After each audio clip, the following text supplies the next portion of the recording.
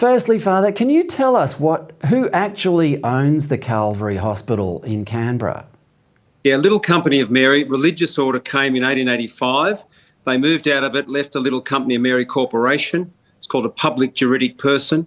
They've been in Calvary since 1979, invited by the federal government to provide medical services. They own the contract, they own the land, they own the buildings, Fred. So the church, effectively the church built the hospital. Yeah, correct. So through the Little Company of Mary, not the Archdiocese. Right. It's a 120-year lease, and it began in 79, so they're 44 years into it. Right. And there's 76 years left on the lease. Okay, we'll get onto those details in a minute. But firstly, what services does the hospital provide and to whom? Yeah, it's a public hospital, so the government provides funding. It's available to everyone. It's not the major hospital in the region. The major hospital is the Canberra Hospital. So they call it sort of a secondary type hospital, but it's very significant. Has, I think, about 270 beds, Fred. And so it's not insignificant and provides lots of services, an emergency department, gynecological services, birthing, the normal functions, but not the complete array of services, but a significant amount of medical services are provided there. Yeah, I imagine Canberra and the ACT would be a whole lot worse without it. Is that what you're saying? Oh, certainly. Yeah, no question about it. Canberra's 450,000 people now. They estimate it'll go to 700,000 by 2050. And the surrounding area is what they call the +1 figure, 1 hour of drive. That'll be up to about 1.2 million by 2050, which is really just around the corner. Right. Okay, so the ACT government had offered to buy the hospital for $77 million.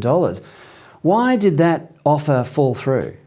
That was back in 2009 and 2010, and the current Archbishop was very keen to keep the hospital.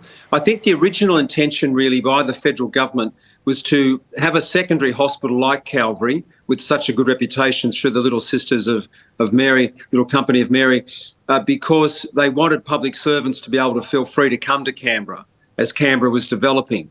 And so they wanted to have an alternate system of medicine, which has proved tremendous to date. Tell me, firstly, what role does the federal government play in all this? Well, not much really, because self-government came in 89, and so the ACT government operates under its own Self-Government Act, as your viewers would be aware of.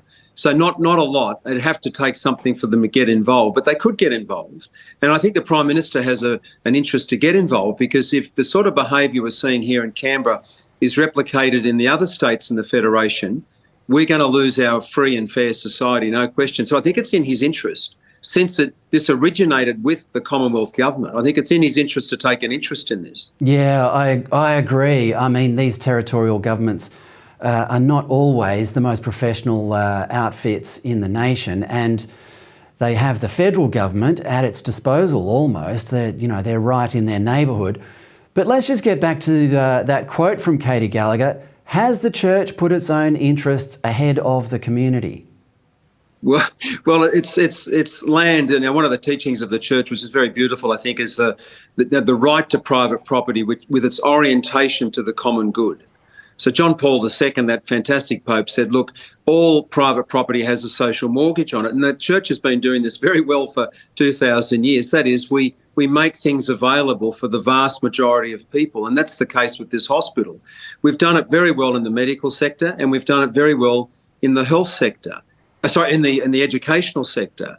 So we actually think that that's a bit of a silly statement from Katie, not her best moment, I would have to say, because the church is one of the best institutions, one of those intermediary institutions that really helps society and people function really, really well. Indeed, and yes. Governance is very important in the country. Yeah, well, I mean, our history shows, the involvement of the church in medicine and education has been enormously beneficial to the nation